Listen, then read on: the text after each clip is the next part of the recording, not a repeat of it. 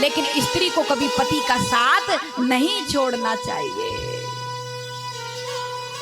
अगर कथा सुन रहे हो तो मां सीता के पद चरणों पर चलने का आज से संकल्प ले लो।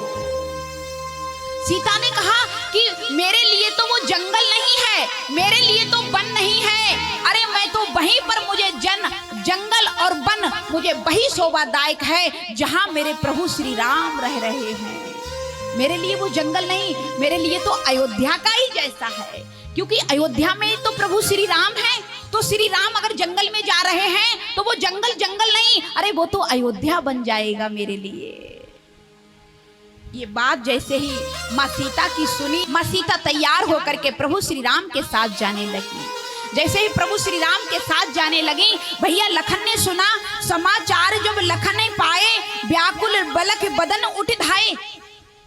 एकदम लखन भैया का शरीर थरथर कांपने लगा, ये हो क्या रहा है। अरे अभी सब तैयार हो रहे, सज रहे थे और पता चल रहा था कि सभी लोग अभिषेक करने जा रहे हैं और पता लगा भैया भाभी सब जंगल जा रहे हैं। जाकर के भैया के चरण पकड़ लिए और पकड़ के कहने लगे, भैया हाँ, अरे मैं भी आपके साथ चलूंगा। मेरे साथ? हाँ, मेरे साथ क्या करोगे? अरे भैया मैं आपके बिना रह नहीं सकता हूँ प्यारे। जासु राज प्रिय राजा दुखारी, तासो नरक गमे अवश्य अधिकारी। जिस राजा के राज्य में प्रजा अगर दुख पाती है तो वो राजा नरक का अधिकारी है। ये बात मैं नहीं बोल रही हूँ, ये रामायण कह रही है कि जो जसु राजा प्रिय प्रजा दुखारी, जिस राजा की प्रजा दुख पा रही है उस राजा को सो नृप अवश्य नरक अधिकारी। वो राजा नरक का गामी हो जाएगा जिसके यहाँ प्रजा दुख पा रही है। अब सुन लेना, जितने भी सरपंच प्रधान बन जाते हैं ना, ध्यान से सुन लेना, ये बात मैं नहीं बोल रही हूँ, ये बात स्वयं तुलसीदास बाबा रामचरितमानस में लिख के गए हैं कि जिसके सरपंच प्रधान बनने पर गांव के लोग अगर दुखी हैं तो वो नरक का अधिकारी है। इसलिए ज्यादा से ज्यादा प्रजा का सहयोग करना चाहिए, बोलना पड़ेगा। इसलिए लखन ने कहा, तात तुम्हार मात वैदेई, पिता राम सब भात सनेई। मैया सुमित्रा से आज्ञा ली, माँ ने कह दिया ठीक है, तुम्हारी माता आज से सुमित्रा नहीं, आज से तुम्हारी माता सीता है, तुम्हारे पिता आज से राम है, और जहां राम और सीता रहते हैं वहीं तुम्हारे लिए अवध है। जाइए। अरे मेरा जीवन धन्य हो गया, मेरी कोख धन्य हो गई, जो मैंने ऐसी संतान को जन्म दिया जो राम की सेवा में लग गई। बोलना पड़ेगा, धन्य हो गई मेरी कोख, जो भगवान की भक्ति में मेरा पुत्र लग गया। अरे ऐसी पुत्र से तो बांझ अच्छी जिसका पुत्र राम के चरणों से विमुख हो जाए, राम के चरणों से दूर हो जाए। पुत्रवती योगती जग सोई, रघुपति भगत जासु सुत होई। जिसका सुत मानी बेटा अगर राम के चरणों में लग जाए, पुत्रवती योगती जग सोई। वही युवती, वही स्त्री पुत्रवती है जिसका बेटा राम के चरणों में लग जाए।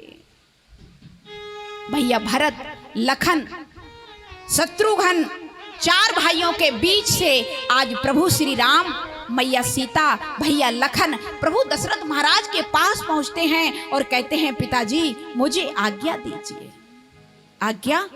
क्या आज्ञा दीजिए? बोले मुझे आज्ञा दीजिए, ये आपका राम प्रतिज्ञा करता है कि 14 वर्ष के बाद अवश्य ये राम अयोध्या में आएगा और राज करेगा, ये संसार में तुम्हारी ध्वजा को लहराएगा, इसलिए अब आज्ञा दीजिए।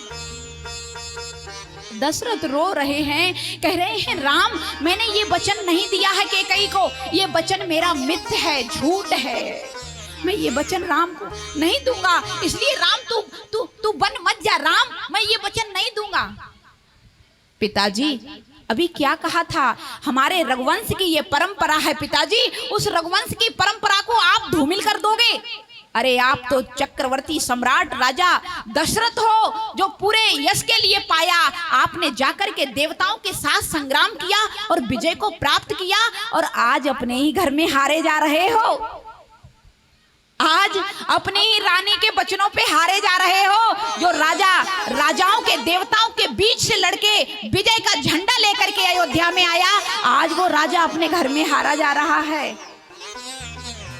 पिताजी मुझे आज्ञा दीजिए, ये राम वचन देता है कि 14 वर्ष बाद अवश्य लौट के आएगा। जब बार बार मना कर रहे हैं, सुमंत से कहा, सुमंत तात आप आज्ञा दीजिए, मैं जा रहा हूं, क्योंकि पिताजी मुझे आज्ञा नहीं देंगे। पिताजी के चरण छुए और चल दिए हैं राम। सुमंत से कहा, जंगल को दिखाकर, वन को दिखाकर वापस लौटा लाना, क्योंकि राम के बिना मैं रह नहीं सकता। बोलना पड़ेगा, जोर से बोलो मैया।